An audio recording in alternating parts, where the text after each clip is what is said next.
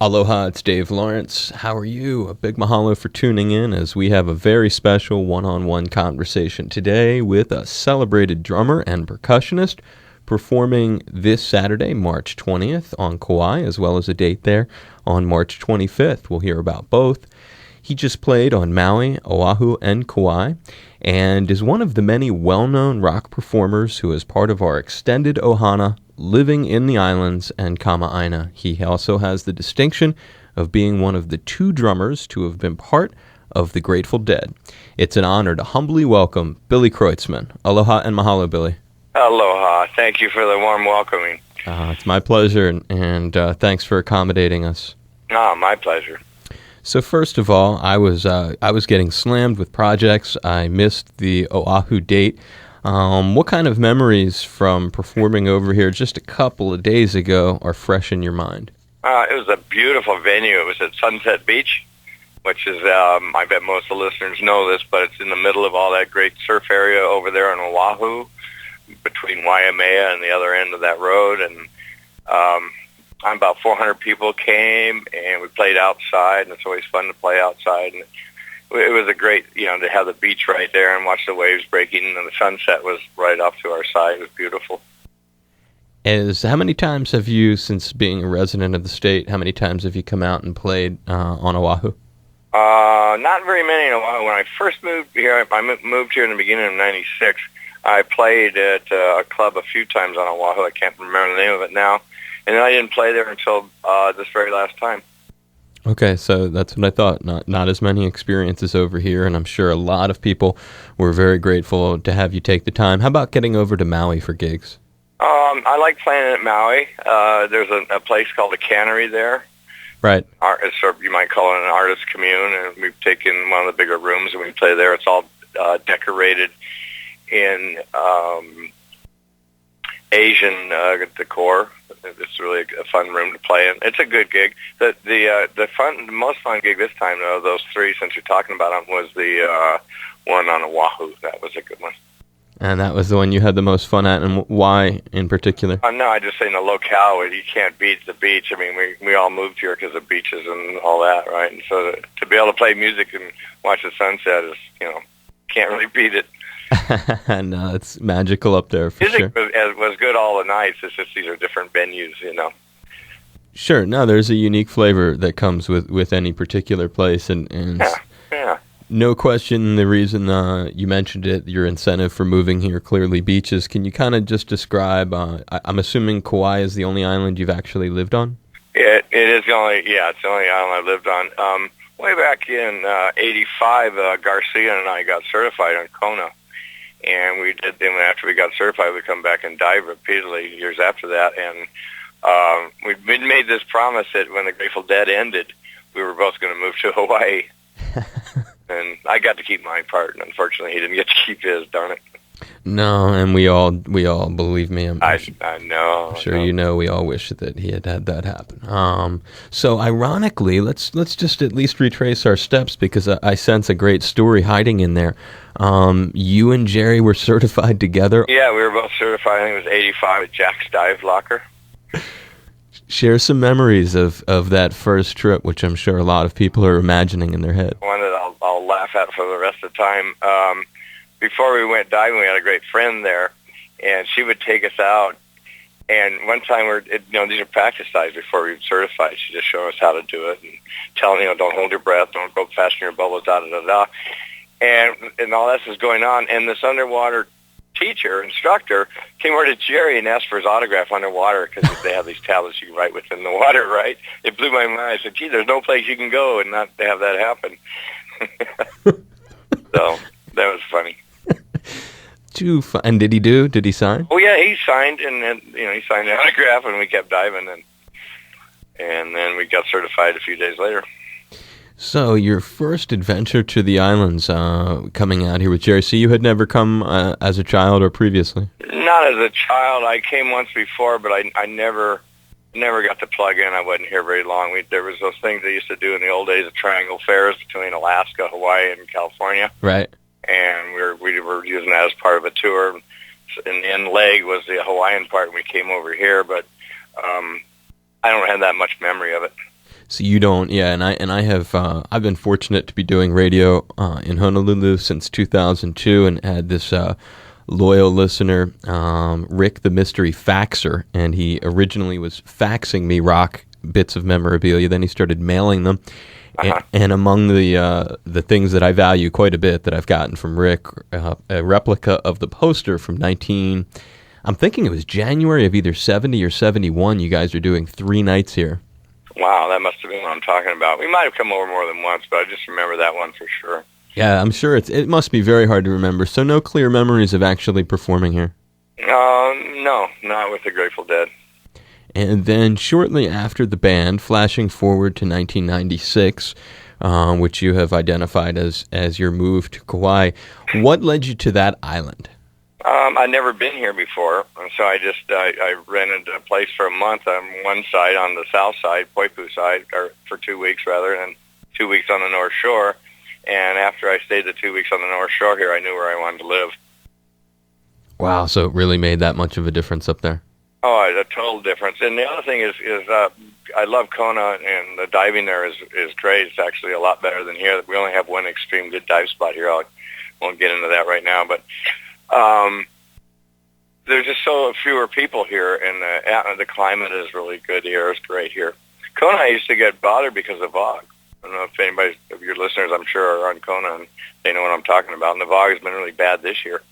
Right now, as you and I are speaking, Brother Billy, it's quite thick here in Honolulu. Oh, I wonder if we'll be getting in here. That's when we get the southerlies, we get the fog up here, and it's like, God, what happened?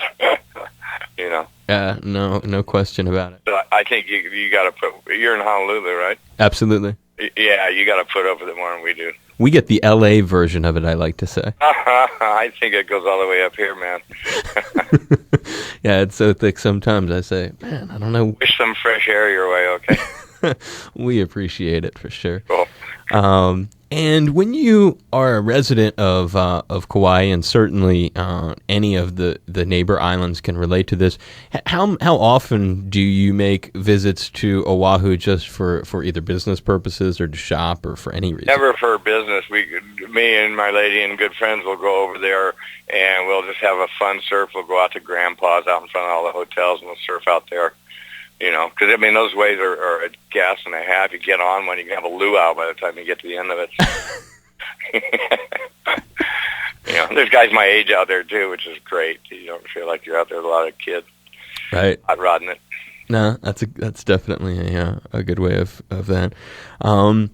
When you are thinking about you mentioned the times that you spent with Jerry here and remarkable stuff. Is there a story or experience of solving a challenge or going through an event or somehow having a moment of learning something with Jerry where it would you'll get a chance to see into his reasoning process? Is there? Wow, that's good for you. No, we don't see things that happen. We go on a dive boat and one guy would forget his fins. So one person would go diving without their fins and end up walking on the bottom and stuff. But there was nothing. We went with such confident dive people, Jack's Dive Locker, that there were no mistakes. They had everything working great for us. No, there was nothing like that. We had all good times. And I meant, and thanks for describing the trip. I guess I just meant in general as a person, stepping back and looking at him as the band leader and person that you spent so much time around. Getting to speak with you is a remarkable insight. I guess I'm just saying, if there's a way, thinking about him, if there's anything that you remember, a time that you learned something and you were with Jerry and you thought to yourself, man, that's how he figured that out, or that's how his thinking worked. Yeah, you know what, his thinking was so free and so advanced or in a high level that I never thought too much about how he worked on stuff. I just liked his outcomes because we'd have board meetings and stuff, of course, and talk about the upcoming tours. And he would always put things in such a way that he would take care of the common denominator. That's where I really saw his thinking the clearest, was at the board meetings, because we'd be discussing different whatevers, and somebody would have an opinion that would maybe just help one group of people, and Jerry was always able to come up with very, very articulate. It would come up with one sentence that would oversee the whole conversation or the whole debate, and that's where we would move. We'd always follow his lead. That sort of goes along with his reputation as like this Papa Bear figure. Well, it was he was a very wise man. He had been alive many lifetimes before this lifetime as we knew him. I guarantee that.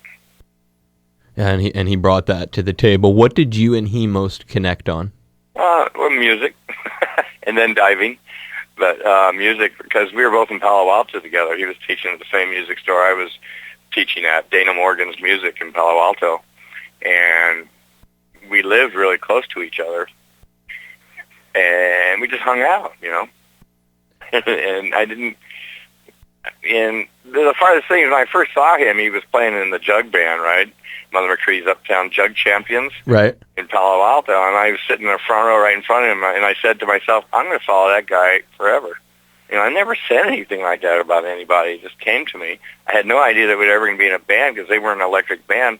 And then within a week or so, I get a phone call from, I think it was from Bobby, and I'm like, man, we're going to start playing electric instruments. This was the same time Bob Dylan went electric at the Newport folk festival, and got almost booed off the stage for doing it. Right. And so all the people that were folky, whatever, a lot of them rather, not all of them, were going to go electric, and that's what happened. So, and I was like the local drummer in Palo Alto, the kid drummer. I think I was 17 when I started playing those guys. Man, what a ride you ended up having, Billy. And you said something in there that's remarkable. I just want to hone in on. You said, go ahead. You said, I knew right from the I'm paraphrasing. You knew right from the beginning. You said to yourself, I'm going to follow this guy for the rest of my life. Yeah, that's what I said. And when you said that, it made me think of the fact that when I was a young person going to see the Dead, and I saw the Dead a fair number of times. I saw them 44 times. 44. Thank you very much. I get to live here in Hawaii. Helped my portion of the mortgage. You're quite welcome. And Jerry's image, what you said made me think of this. Jerry's image was so pervasive, and I don't know if this is the right word, but I know you'll know what I mean. Iconized. He was made into such an icon. You almost felt when you cruised the parking lot or were around the scene as if he was dead and being worshipped. That's how strong. Yeah, or he was alive, his spiritual leader. Right, exactly. That's what I guess. Either that he was like almost like a Dalai Lama kind of figure. I understand what you mean. I don't think people thought he was dead. They just loved him so much that he was there in person, even if he wasn't walking around the parking lot. Sure, yeah, and that's when I guess it was really that was the perception before I knew anything about the band, but it was so strong because the image was everywhere. Uh-huh. Yeah, I know. It's amazing. He had that thing. So, just it's powerful stuff. So, any comment on what the connection is that so many other people felt? Just an honesty of soul, an honesty of heart. That's what people felt from Jerry.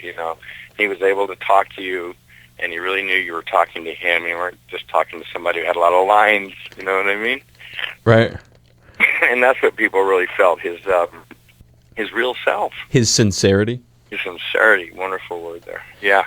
He, speaking of sincerity, the thing that, and really when you think of your latest gigs, this handful of gigs that you just did on the 3 islands, and we're going to talk about 2 more that you have coming up, there's just an aspect of your career which I think is remarkably different from any other musician that you could speak to who was not part of the Grateful Dead. And I've talked with Bobby about this at length, and I've interviewed Bobby and Phil and Mickey. So you're really you're the final you're the missing link, Billy. Oh, good. I'm glad to do it for you, man. And go ahead. I appreciate it. The question would be, when you think of camping and vending. And that's what I guess I meant by you had an experience in your career when you think of these latest gigs going through the islands. Very few artists can even understand what I'm talking about when I talk about camping and vending. Can you elaborate?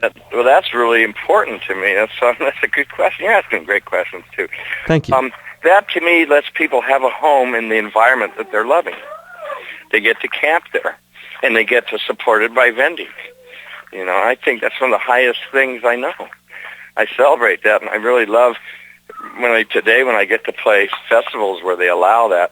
Those always seem to be the most fun. When did it start, Billy? That's okay. Say again. When did it actually start? Which part? The camping and vending. Like, when did you notice that, or when did it become a concern that people said there are people who want to live in the parking lots? Yeah. I think I was Alpine, Wisconsin that started. Come on upstairs, guys.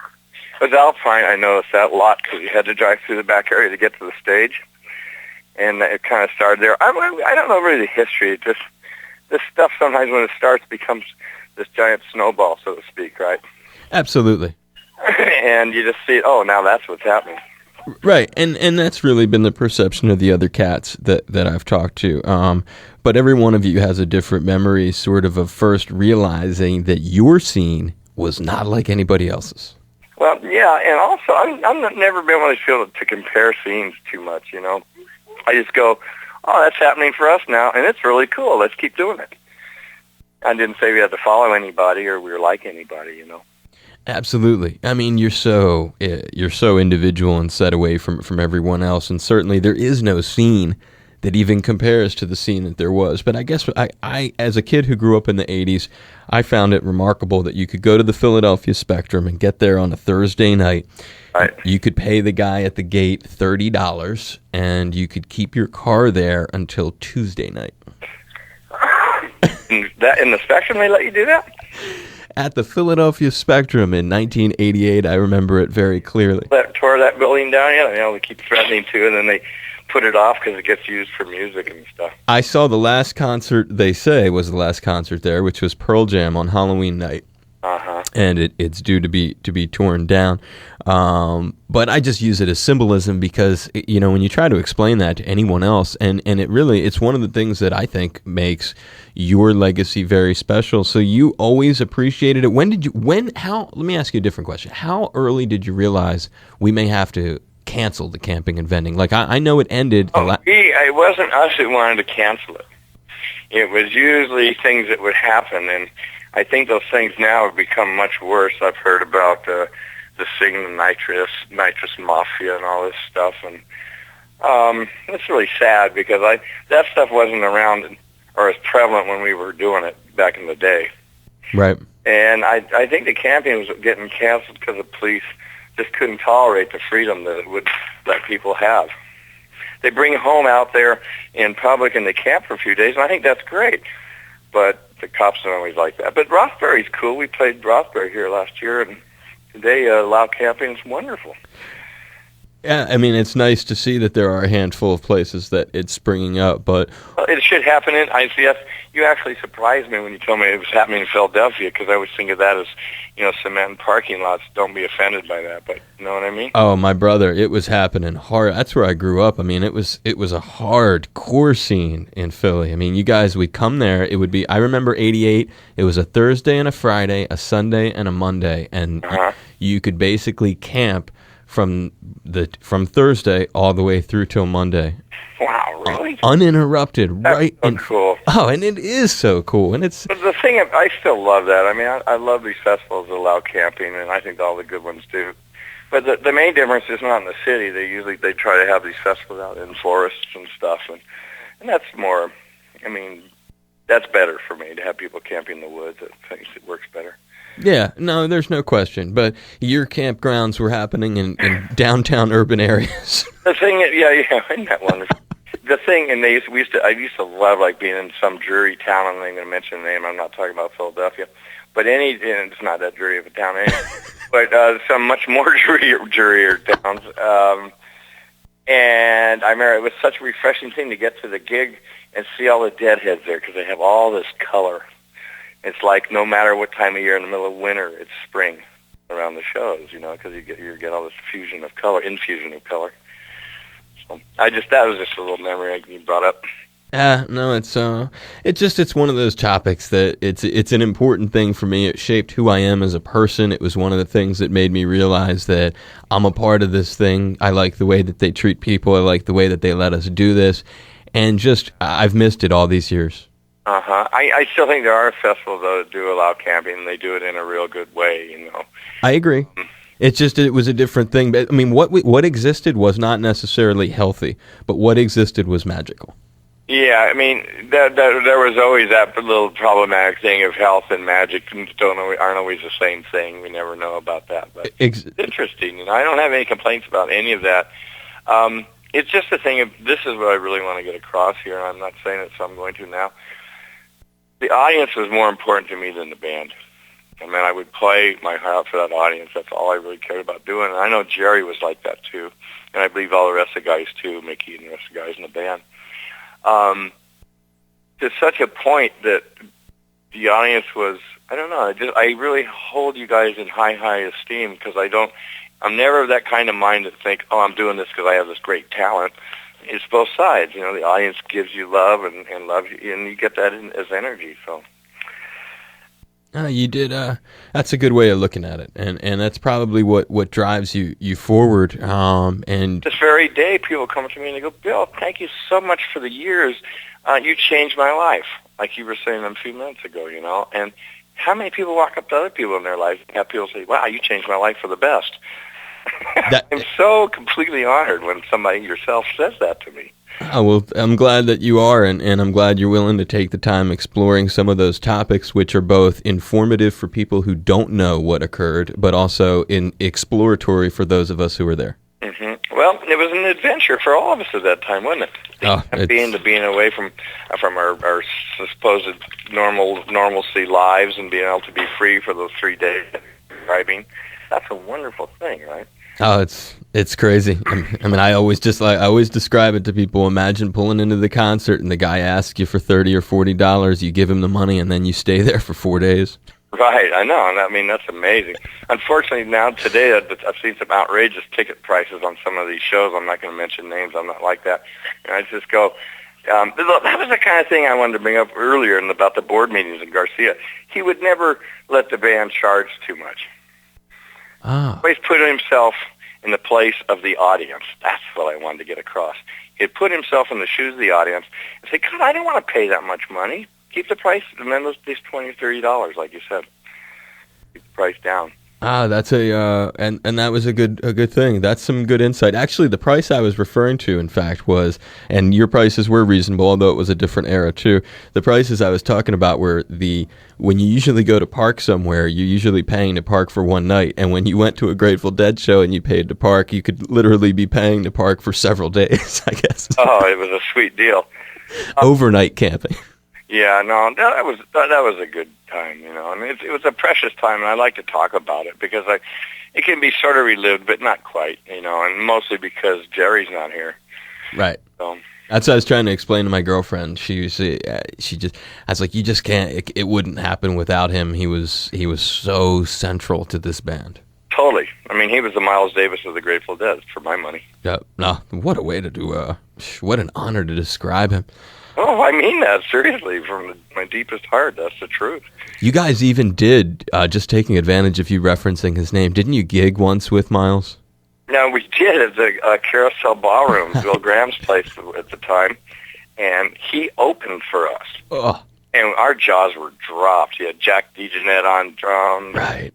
Of course, himself. Herbie Hancock back then? No, not Herbie. The other one, Chick Corea. Oh. Monsters. And I think it was Ron Carter on bass. Maybe not. He might not be that old. I'm not sure who the bass player was. But it was that really hot Miles band.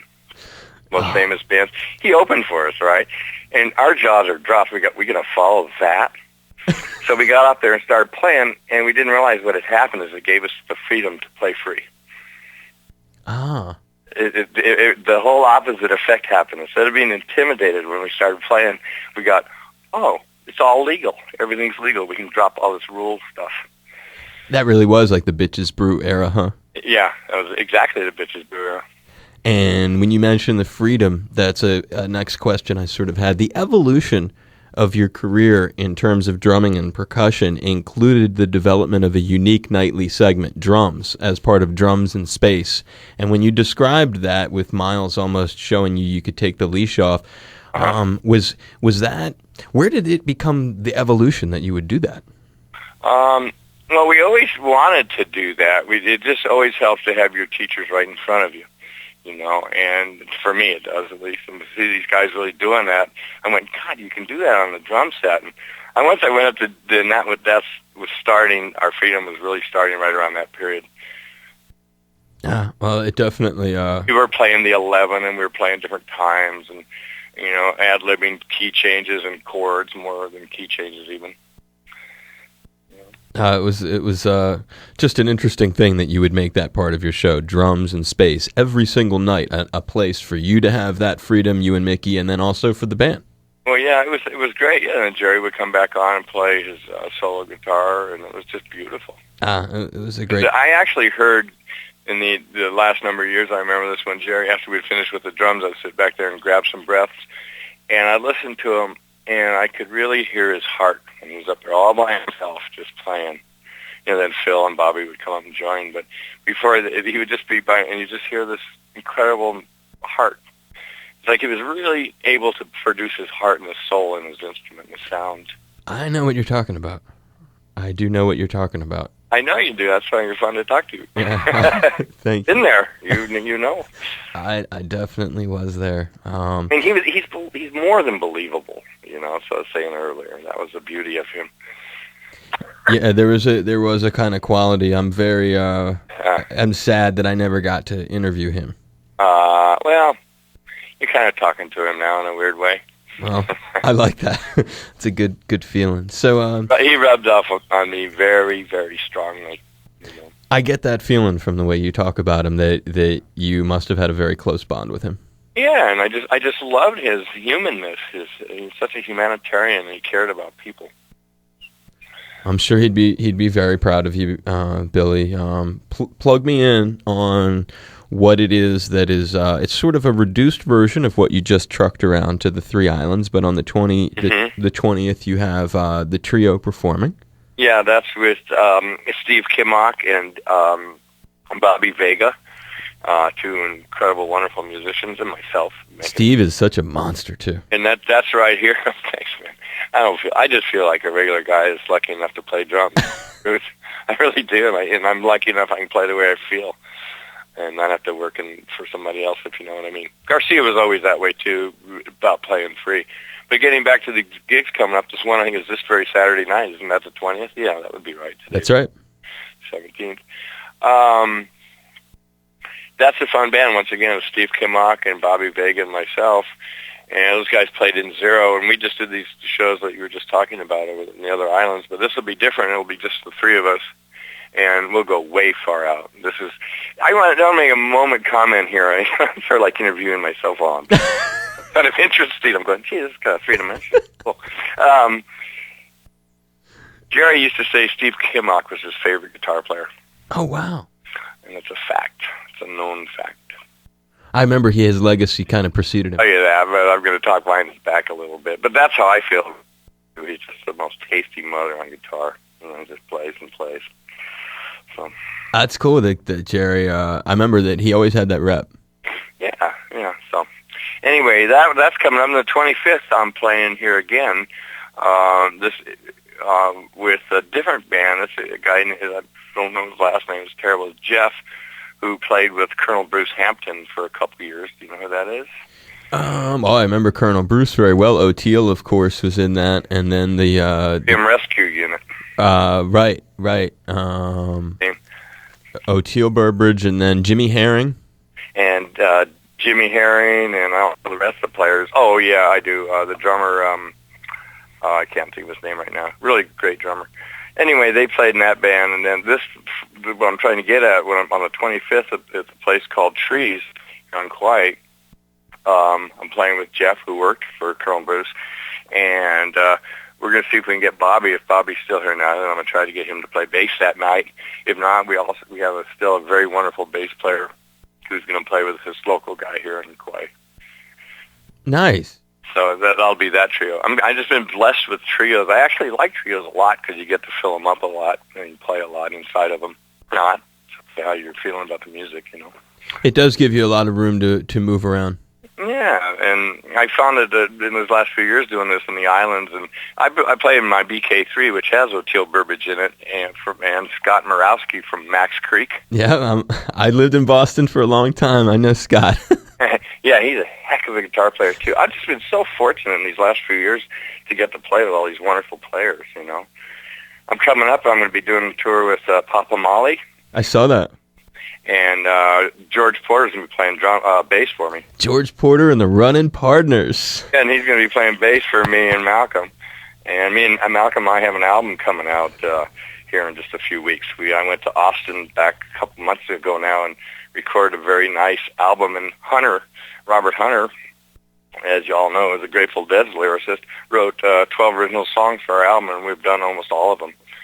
And they're going to be coming out on that. Damn, with my boy from the Meters. I love George. Yeah, and he sings great, too, I've been told. So. Oh, he's a ferocious beast. Him and Malcolm will have a great time together, and I'll be in there having fun, too. I bet you are going to be having fun. Got to play. I just had the time of my life lately, man. I don't know. It's shining on me now. The light's shining. It's really fun. I just got to sit in with Dumpster Funk. I played at a festival up in Yosemite back at summertime. And sat in with Dumpster Funk and had the best time of my life. And they came up afterwards and said, you're the first drummer we ever let sit in. I said, good, I hope I didn't screw up. You did great. Man, those are some heavy boys, let me tell you. How do you like getting to sit in with the Fish Cats? I love it, man, because Trey and Mike and everybody and Fishman himself, and I'm sorry I forgot the piano player's name. Oh, no, I didn't. What is it? Paige. What is it? Paige McConnell? Yeah, Paige. I'm sorry, Paige. Glad to help out, Brother Billy. There you go. Those guys are great players, and once again, they're into the free thing. Stretch it out. Keep adding on to it. You know, don't just keep repeating it, but add it on and make it take a journey. You know, it's funny. They almost seemed, for a moment there in the early mid-'90s, like they were going to just grab the mantelpiece of the Dead. Yeah, but they weren't the Dead. I mean, once again, it's kind of hard to grab things. Even the remaining members, when we went out after Jerry's leaving, never really grabbed it the way we did with Jerry. You can't do it. No, and I believe both because of Jerry not being there, and also it didn't seem like Fish really wanted it. I don't think so either. I think that they were wise enough. Well, DSO, there's one kind of band, okay? And I don't have any criticism about anybody, honest to God, but if I was going to spend that much time playing music, I'd damn well want to play my own creations. Right, instead of like recreating a specific show. Yeah, and God bless him for doing that. Yep. He even learned all the mistakes, which I always laugh at that as hell, you know. Anyway, Fish, those guys knew that. They knew to play their own music, so my hat's off to them. No, love those cats. Me too. Hey, I could talk to you all day. You're a really sweet guy. I just want to close it with something that kind of a favor to ask, and you could say no, but you're in the community. We're here in Honolulu. We are the statewide Hawaii Public Radio. We're the voice of NPR. I'll do a thing for you. Is that what you want? Well, no, I was definitely hoping you'd do some IDs, but I was hoping that we're doing our spring fundraiser in April 14th to the 24th, and I would love to invite you to either phone in or to come over and lend your voice just to support our efforts in the community here. Well, I'm going to be, in the whole month of April, I'm on tour. Okay. Make that impossible because of telephone away. Got it. And that part of the month, I'm going to be down in New Orleans because I'm playing Jazz Fest with Malcolm, Papa Molly this year. Oh, nice. I have a whole April booked with Papa Molly, which I can't wait. See, this is a little, I know we could talk all day, couldn't we? Yeah. New Orleans, I'll make this short. And so they say when your mom was born in New Orleans, you're from New Orleans too. And so I just finally get back to my roots. I love Grateful Dead, and that was one set of roots, but I have another set of roots out there too. And playing with Malcolm brings all that back. And so go to spend all this time in New Orleans is an old dream. I used to always want to get a station wagon, fill it with drums, and drive down there and just live there. But Grateful Dead changed all that. You took New Orleans around the country in your own way with the Dead. Yeah. Well, this has sure been fun. Oh, it has been, and then I guess you'll be on the road, so we probably wouldn't be able to coordinate. If it's on the 24th, it just depends because the gigs are really funny. Some of them are real late nighters.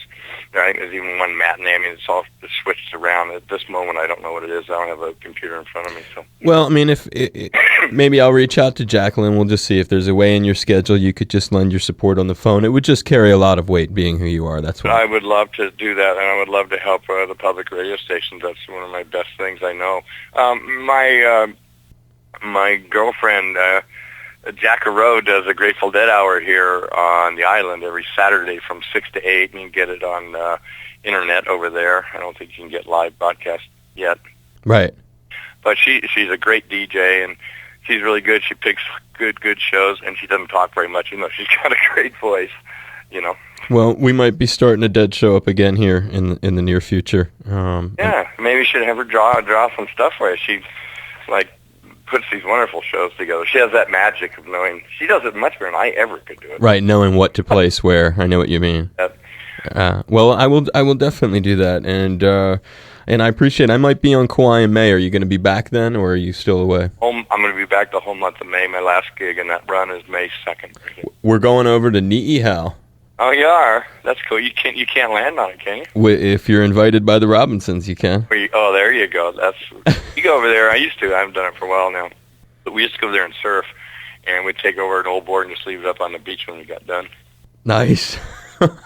Real classic. That's a real classic surfer trip. That's nothing new. But well, if you if I'm going to be around in May, I'll reach out. Maybe I'll be able to hook up with you before we take off for there. I would love to meet you in person, man, and we just continue this conversation. You know that, and go many other places with it. No, I can tell, and I hope you can tell how appreciative I am of your time, Brother Billy. I can. You're also. I love doing interviews like this because I don't feel like I'm doing an interview. I feel like I'm just talking to a friend.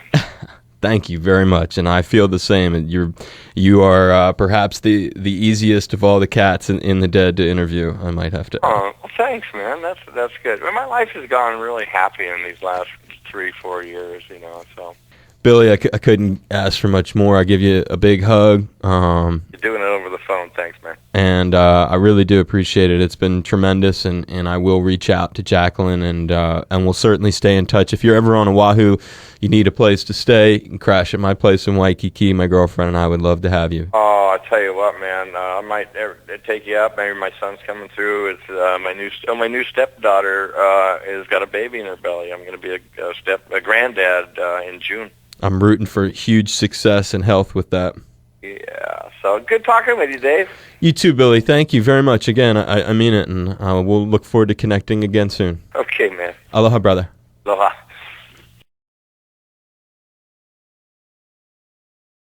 Aloha, this is Billy Kreutzmann, and this is the only show that matters.